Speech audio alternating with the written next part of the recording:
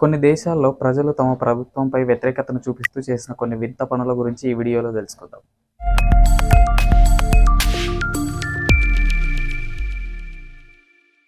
న్యూజిలాండ్లో ఒక వ్యక్తి తన పెంపుడు పిల్లిని మార్క్స్ పేరుతో ఒక స్థానిక మున్సిపల్ ఎలక్షన్స్కి నామినేట్ చేశాడు. నామినేషన్ ఫారంని ఫిల్ చేసి పిల్లి పేరుతో గవర్నమెంట్కి పంపించాడు. ఇది అక్కడి అధికారుల దృష్టిలో పడి ఒక పెద్ద డిబేట్కు దారితీసింది. చివరకు పిల్లి ఎన్నికల్లో పోటీ చేయలేదుగా. ఈ సంఘటన పొలిటికల్ సెటైర్గా మారి దేశవ్యాప్తంగా వైరల్ అయింది. నెంబర్ 2, థాయిలాండ్లో ఒక ప్రముఖ పార్టీ ఒక ఏనుగును తమ పార్టీ సింబల్గా వినియోగించింది. ఆ ఏనుగు ఓటు వేయలేదు, కానీ ప్రజలతో కలిసి ప్రచారంలో తీసుకెళ్లడం వల్ల ఒక పెద్ద ఇష్యూనే జరిగింది. ఈ ఇష్యూ చట్టపరంగా చర్చకు దారితీసిన జంతువులను ఓటింగ్ ప్రచారంలో ఎలా వాడాలి అనే దానిపై ఒక కొత్త నిబంధనలు వచ్చాయి.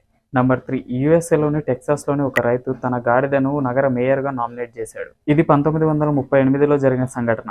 ఇది చట్టపరంగా అంగీకరించలేదు, కానీ రైతు చేసిన పనికి ప్రజలు నవ్వుతూ ఓట్లేశారు. చాలా దేశాలలో ప్రజలు తమ ప్రభుత్వంపై అసంతృప్తిని చూపించేందుకు ఇలా జంతువులను నామినేట్ చేస్తుంటారు. ఇన్ఫో ఓకే అనిపిస్తే లైక్ చేసి మన ఛానల్ని సబ్స్క్రైబ్ చేసుకోండి.